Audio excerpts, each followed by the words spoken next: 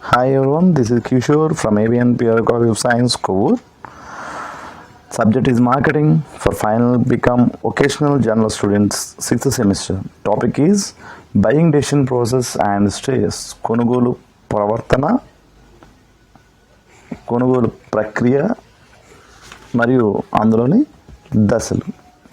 So దీన్ని మనం కొనుగోలు నిర్ణయ ప్రక్రియ అని కూడా చెప్తాం. Right now the buying decision process is the decision making process used by consumers regarding market transactions before, during and after the purchase of a good or service.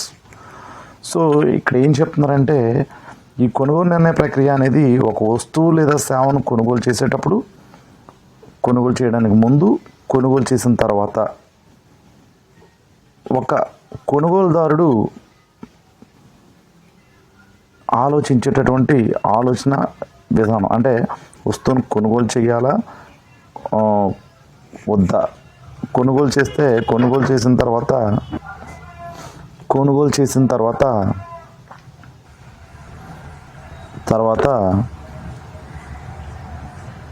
వస్తువు వల్ల వచ్చేటటువంటి పరిణామాలు లేదా ప్రయోజనాలు ఆలోచించే తీరును ఈ కొనుగోలు నిర్ణయ ప్రక్రియ అని చెప్తామండి. Now, it can be seen as a particular form of a cost-benefit analysis in the presence of multiple alternatives. So నిర్దిష్టంగా దీన్ని ఎలా చూస్తారు అంటే కనుక cost benefit analysis presence of multiple alternatives, అంటే కొన్ని ప్రత్యామ్నాయ వస్తువులు తీసుకుని వాటిలో దేనికి ఎంత ఖర్చు పెడితే మనకి ఎంత ప్రయోజనం కలుగుతుంది అనే కోణం నుంచి ఈ అనాలిసిస్ అనేది జరుగుతుంది. అంటే బయ్యింగ్ డెసిషన్ ప్రాసెస్ కావాల్సినటువంటి అనాలిసిస్ అనేది జరుగుతుంది అన్నమాట. అంటే కొనుగోలు నిర్ణయ ప్రక్రియకు కావాల్సినటువంటి విశ్లేషణ ఈ కోణం నుంచి చేస్తారు. Right. So consumer buying behaviour is the study of an individual or a household that purchase products for a personal consumption. So ఈ కొనుగోలు నిర్ణయ ప్రక్రియ విశ్లేషణ అనేది ఒక వ్యక్తిగతంగా కానీ లేకపోతే ఒక కుటుంబం వరకు కొనుగోలు చేసే వస్తువులు వాటి యొక్క వినియోగ తీరును స్టడీ చేసేటటువంటి ఒక ప్రక్రియ. The process of buying behaviour is shown in the following figure. So ఈ బయింగ్ బిహేవియర్ మనం కింద చూడొచ్చండి. సో ఈ విధంగా ఈ బయింగ్ బిహేవియర్ అనేది ఉంటుందన్నమాట. So first step need recognition. Next one, information searching and processing. Third one, identification and evaluation of alternatives. Fourth one, purchase decision. Fifth one, post-purchase behavior. These are the steps to buying a product or take a buying decision about a product or service. So the first one is need or requirements. Needs or requirements, right? It is the first stage of the buying process where the consumer recognizes a problem or a requirement that needs to be fulfilled. కొనుగోలు నిర్ణయ ప్రక్రియలో ఇది మొదటి దశ. అదేంటంటే ఒక వినియోగదారునికి అతనికి అవసరాలు ఏంటి, లేదంటే అతనికి వచ్చిన సమస్య ఏంటి, అది ఏ విధంగా తీరుతుంది అనేది ఐడెంటిఫై చేయడం ఫస్ట్ స్టేజ్ అండి. The requirements can be generated either by internal stimuli or external stimuli. అంటే ఈ కోరికలు కానీ ఈ సమస్యలు కానీ తీర్చుకోవడానికి కావాల్సినటువంటి రిక్వైర్మెంట్స్ అవి అంతర్గత ఉద్దీపన ద్వారా సమకూర్చుకోవచ్చా లేకపోతే బహిర్గత ఉద్దీపన ద్వారా సమకూర్చుకోవచ్చా అనేది నెక్స్ట్ ఆలోచన అనమాట. ఇన్ దిస్ స్టేజ్ ఈ దశలో the marketer should study and understand the consumers to find out what kinds of needs arise. So ఈ దశలో మార్కెటర్ అంటే ఉత్పత్తిదారుడు లేదా అమ్మకందారుడు consumers find out what kinds of needs arise. వినియోగదారులు అవసరాలు తీర్చడానికి ఎటువంటి వస్తువులు కావాలి, వాట్ దెమ్ అబౌట్, వాళ్ళు ఎటువంటి అవసరాలు తీర్చుకోవడానికి ఎటువంటి వస్తువులను కొనుగోలు చేస్తారు, and how the like to consumer towards a particular product. అతను తన అవసరాలు తీర్చుకోవడానికి నిర్దిష్టమైన వస్తువులను ఏ విధంగా ఐడెంటిఫై చేస్తాడు అనే విషయాన్ని ఈ మార్కెటర్ అనాలిసిస్ చేయాల్సి ఉంటుందన్నమాట. నెక్స్ట్ వన్ ఇన్ఫర్మేషన్ సెర్చ్, సమాచార విశ్లేషణ. In this stage the consumer seeks more information. ఈ దశలో వినియోగదారుడు చాలా సమాచారం సేకరిస్తాడు. The consumer may have keen attention or may going to active information search. So నిజమైనటువంటి సమాచారం సేకరించడానికి తను 100% ఎఫర్ట్ పెడతాడండి ఈ స్టేజ్లో. The consumer can obtain information from any of the several sources. తనకున్నటువంటి చాలా మార్గాల నుండి అతను ఈ సమాచారం తీసుకుంటాడు. This include personal sources. దీంట్లో వ్యక్తిగత మార్గాలు అంటే కుటుంబం, ఫ్యామిలీ, ఫ్రెండ్స్, నైబర్స్ అండ్ అక్వైడెన్సెస్ అంటే కుటుంబ సభ్యులు కానీ, లేకపోతే స్నేహితులు కానీ, చుట్టుపక్కల వాళ్ళు కానీ, ఇలా. ఇండస్ట్రియల్ సోర్సెస్ అంటే పారిశ్రామిక వనరుల ద్వారా, అంటే అడ్వర్టైజింగ్ కానీ, సేల్స్ పీపుల్ అంటే అమ్మడానికి వచ్చే వాళ్ళు ఉంటారు కదండి, వాళ్ళు, డీలర్స్ కానీ దగ్గర నుంచి, ప్యాకేజింగ్ నుంచి, అంటే ఆ ప్రోడక్ట్ మీద వచ్చే ప్యాకేజింగ్, దాని గురించి రిక్వైర్మెంట్ మొత్తం ఉంటాయండి దాంట్లో.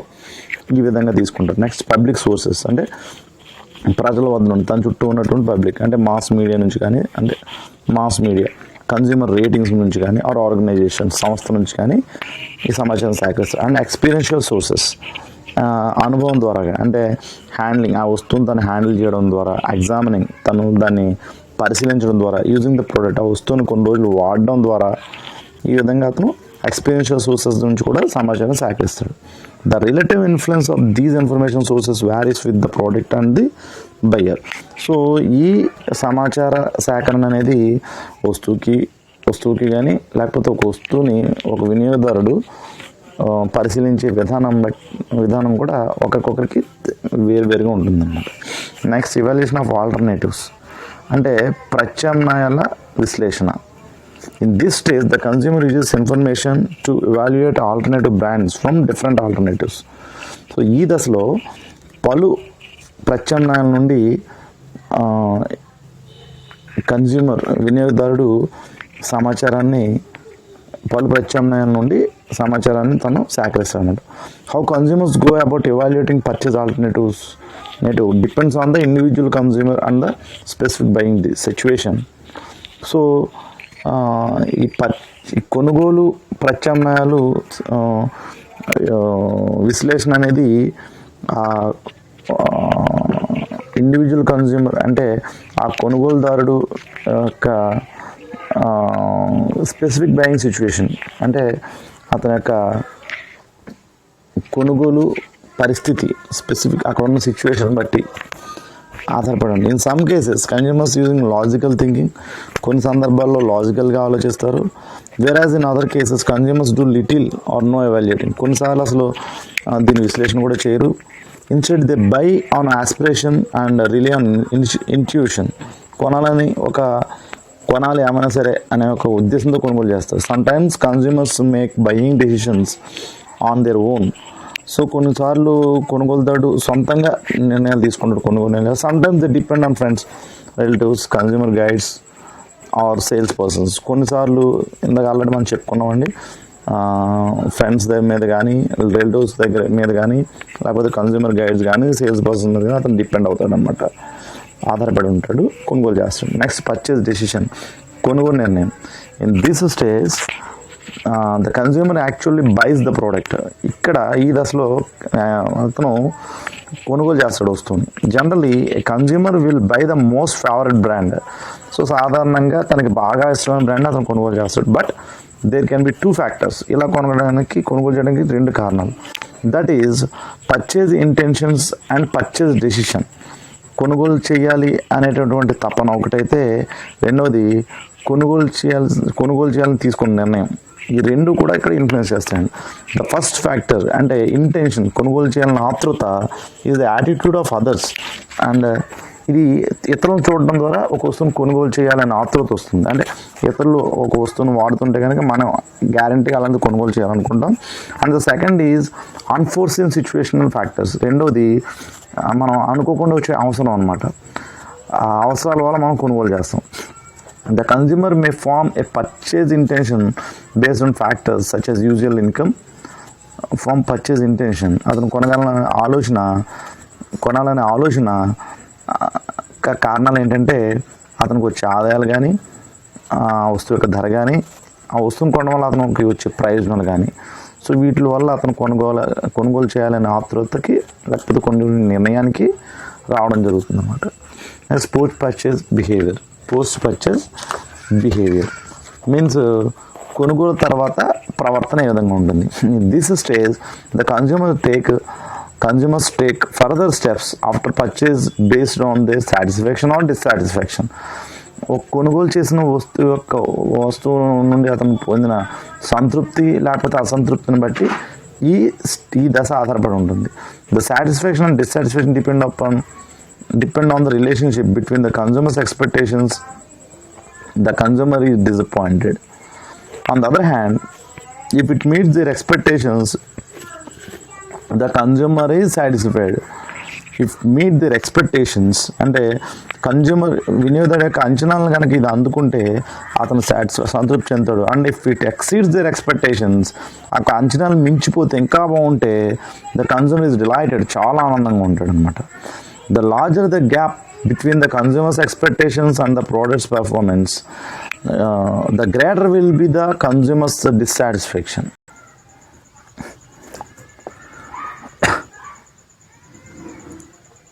వినియోగదారుని యొక్క అంచనాలకి వస్తువు యొక్క సామర్థ్యానికి మధ్య ఉన్నటువంటి గ్యాప్ ఏదైతే ఉంటుందో, సో అది ఎక్కువగా ఉంటే కన్జ్యూమర్ డిస్సాటిస్ఫాక్షన్ అండి.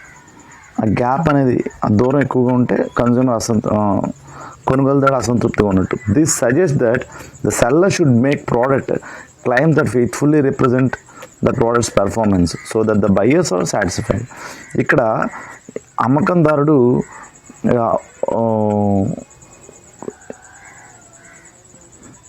వస్తువు యొక్క సామర్థ్యం లేకపోతే వస్తువు యొక్క పనితీరు అనేది వినియోగదారుని యొక్క అవసరాన్ని తీర్చేదిగా ఉండాలి. సో అప్పుడు ఖచ్చితంగా కొనుగోలుదారుడు సంతృప్తి చెందుతాడు అనమాట. So this is the buying decision process అండి. కొనుగోలు నిర్ణయ ప్రక్రియ ఈ విధంగా ఉంటుంది. దీంట్లో ఈ దశలన్నీ ఉంటాయండి. సో ఒక వస్తువుని ఒక వ్యక్తి కొనుగోలు చేయాలనుకున్నప్పుడు ఇదంతా ఆలోచిస్తాడు. Right? I hope all of you understand this video. You write the notes in your class notes. I hope all of you safe at your home. You don't come out the homes in case of emergency. Okay, so stay safe, stay home. Thank you all.